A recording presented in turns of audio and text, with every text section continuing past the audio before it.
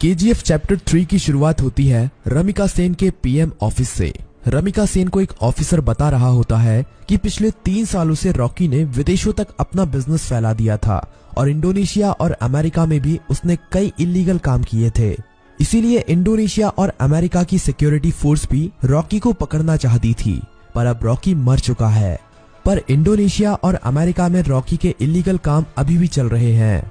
रमिका सेन कहती है तो इंडोनेशिया और अमेरिका की गवर्नमेंट को उसके खिलाफ एक्शन लेना चाहिए। तभी वो ऑफिसर बताता है कि गवर्नमेंट ऐसा नहीं कर सकती, क्योंकि रॉकी ने 1979 से 1981 तक इन 3 सालों के अंदर ही अपने सोने के बिजनेस को काफी बड़ा कर लिया था। विदेशों में भी हजारों लाखों लोग उसके लिए काम करते हैं और खुद गवर्नमेंट के लोग भी उसके साथ मिले हुए हैं। इसीलिए गवर्नमेंट चाहकर भी उसके खिलाफ एक्शन नहीं ले सकती। फिल्म की कहानी अब फ्लैशबैक में जाती है और हमें रॉकी के जीवन के उन्हीं 3 सालों के बारे में पता चलता है, जिसमें उसने अपने साम्राज्य को विदेशों तक फैला दिया था। सभी माइनों पर कब्जा होने के बाद रॉकी ने और कई माइनों की खोज कर ली थी और सभी लोगों को उनकी खुदाई में लगा दिया था। रॉकी ने उन सभी माइनों से तेजी से सोना निकाला और इकट्ठा करता गया और बाहर के बड़े बड़े देशों में एक्सपोर्ट करने लगा। रॉकी को विदेशों से काफी बड़े बड़े ऑर्डर आने लगे, जिनको पूरा करने के लिए उसने खुदाई को और तेज करवा दिया था। दूसरी तरफ से उसने माइन की खुदाई के लिए और सोने की खोज के लिए अमेरिका से कई टेक्नोलॉजी मशीन भी मंगाई थी, जिससे वो जल्द से जल्द इन सभी माइनों का सोना निकालकर इकट्ठा कर सके। रॉकी ने अगले 1 साल के अंदर इन माइनों से इतना सोना निकाला था जितना कि पिछले 20 सालों में भी नहीं निकाला था। दूसरी तरफ रॉकी ने अपने इलाके को एक इंडस्ट्रियल एरिया बना लिया था और माइन में काम करने वाले लोगों के लिए उसने अच्छे घर, स्कूल, कॉलेज, अस्पताल सब कुछ बना दिए थे।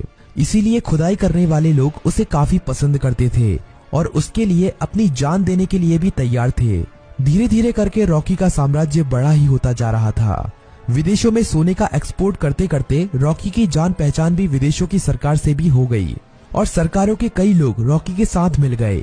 रॉकी कई बार इंडोनेशिया और अमेरिका में भी गया था।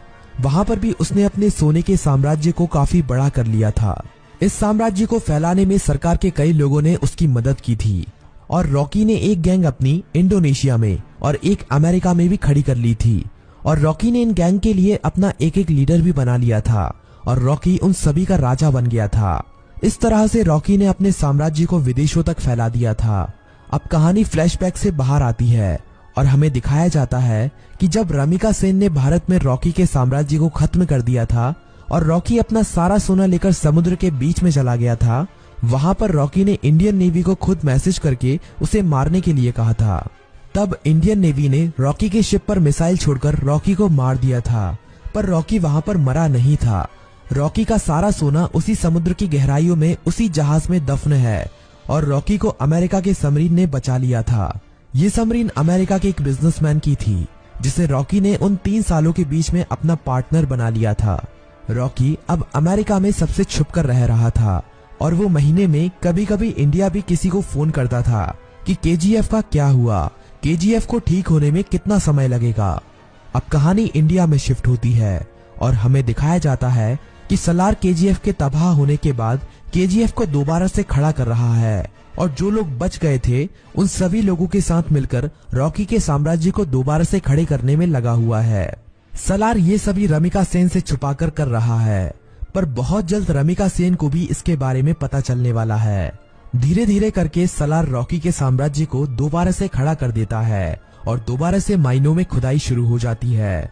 अब सलार रॉकी को फोन करता है और कहता है, मालिक, हमने आपका साम्राज्य दोबारा से खड़ा कर दिया है। जिस तरह आपने कहा था, अब आपके लौटने का समय आ चुका है। रॉकी कहता है, सलार, तुम्हारे लिए मेरे पास एक काम और है। तुम्हें उस सोने को समुद्र से निकालना है जो हमने इतने सालों से वहां पर छुपा के रखा है। वो हमारी माइनों से ही निकला हुआ सोना है। इसे हमें किसी भी कीमत पर समुद्र से निकालना है। इस सोने की मदद से ही मैं दोबारा से भारत में अपने साम्राज्य को खड़ा करूंगा।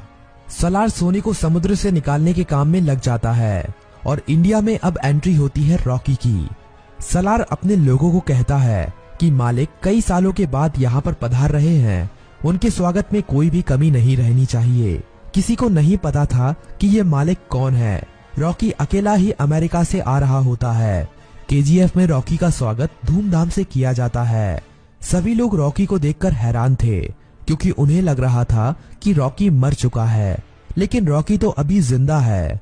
रॉकी अपनी माइनों का काम देखने के बाद सीधा मिलना चाहता था रामिका सेन से। सलार कहता है कि हम भी उसके साथ चलेंगे, पर रॉकी कहता है कि नहीं, मैं अकेला ही मिलने जाऊंगा। रॉकी अकेला ही अपनी रोल्स रॉयल कार में जा रहा होता है। तभी नाके पर पुलिस उसे पकड़ लेती है। पुलिस वाले जानते नहीं हैं कि वो रॉकी है। वो रॉकी के पास लाइसेंस न होने की वजह से और ओवर स्पीडिंग होने की वजह से थाने ले जाती है। वहाँ पर रॉकी कुछ नहीं बोलता, बस अपने आदमियों को फोन कर देता है। थाने में बड़ा ऑफिसर आता है और रॉकी से चिल्लाकर बात करने लगता है। तभी पूरा पुलिस स्टेशन हिलने लगता है और कई हेलीकॉप्टर और बंदूक लेकर रॉकी के आदमी यहाँ पहुँच जाते हैं। उन आदमियों से एक आदमी रॉकी का लाइसेंस लेकर थाने के अंदर आता है और पुलिस को लाइसेंस दिखाता है। पुलिस वाला लाइसेंस पर रॉकी का नाम पढ़कर हैरान रह जाता है और रॉकी को वहाँ से जाने देता है। रॉकी अब सीधा रमिका सेन से मिलने के लिए जाता है। रॉकी के पहुंचने से पहले वो पुलिस वाला रमिका सेन तक ये खबर पहुंचा देता है कि रॉकी अभी भी जिंदा है। रमिका सेन ये खबर सुनकर हैरान हो जाती है कि अभी तक रॉकी कैसे जिंदा है। रमिका सेन को ये खबर भी मिल जाती है कि रॉकी के यहाँ आने से पहले किसी ने केजीएफ को दोबारा से खड़ा कर दिया है और केजीएफ से अभी भी खुदाई करके सोना निकाला जा रहा है।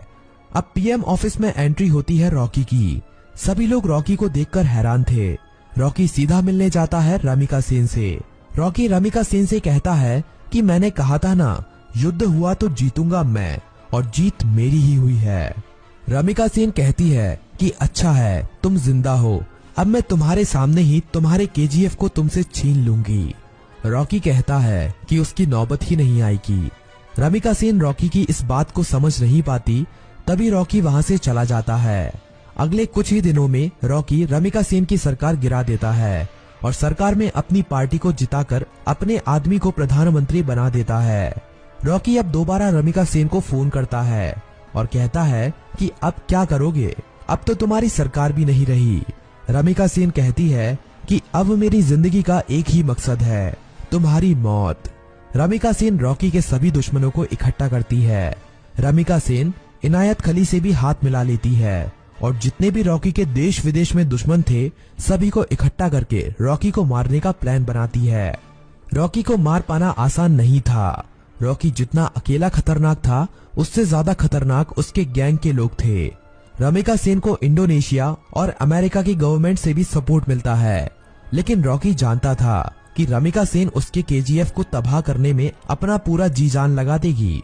रमिका सेन जानती थी कि रॉकी को उसके केजीएफ में घुसकर मार पाना अब काफी ज्यादा मुश्किल हो गया है, क्योंकि अब रॉकी ने अपने केजीएफ में मिसाइलों को रोकने के लिए अपने केजीएफ के चारों तरफ रडार सिस्टम और काउंटर मिसाइल रख दी हैं। अब अगर कोई भी उसके केजीएफ के अंदर घुसने की कोशिश करेगा तो वो मारा जाएगा। रमिका सेन जानती थी कि रॉकी को मारने के लिए उसको केजीएफ से बाहर निकालना पड़ेगा और अकेले रॉकी के मरते ही उसका सारा साम्राज्य खत्म हो जाएगा। इंडिया में अपनी गवर्नमेंट खड़ी करने के बाद इंडिया की गवर्नमेंट रॉकी के लिए एक काफी बड़ी पार्टी रखती है। इस पार्टी में विदेशों के बड़े बड़े बिजनेसमैन, बड़ी बड़ी गवर्नमेंट के लीडर आते हैं। रॉकी की सिक्योरिटी के लिए इस पार्टी में काफी ज्यादा सिक्योरिटी लगी हुई थी। रॉकी पार्टी में पहुंच जाता है। थोड़ा नाच गाना होने के बाद पार्टी में एंट्री होती है रमिका सेन की। रॉकी से थोड़ी बातचीत करने के बाद रमिका सेन कहती है कि अब समय आ गया है कि तुम्हारे साम्राज्य को यहीं पर खत्म कर दिया जाए। पर तभी रॉकी के चारों तरफ हजारों लोग उसके ऊपर बंदूक तानकर खड़े हो जाते हैं। रॉकी की खुद की गवर्नमेंट उसे धोखा दे देती है और विदेशों से आए हुए बिजनेसमैन भी उसकी मौत का तमाशा देखने के लिए वहां पर आए हुए थे। सभी विदेशों के बिजनेसमैन चाहते थे कि रॉकी की मौत होने के बाद वो केजीएफ पर कब्जा कर लेंगे और अपने बिजनेस को फैलाएंगे और ढेरों पैसा कमाएंगे। ये सब देखकर रॉकी खुद हैरान रह जाता है, पर रॉकी जानता था कि एक दिन उसकी मौत जरूर होगी, इसीलिए वो अपने आखिरी पल में भी निडर रहता है। रमिका सेन कहती है कि देखा, आखिर तुम्हारे लोगों ने ही तुम्हें धोखा दे दिया।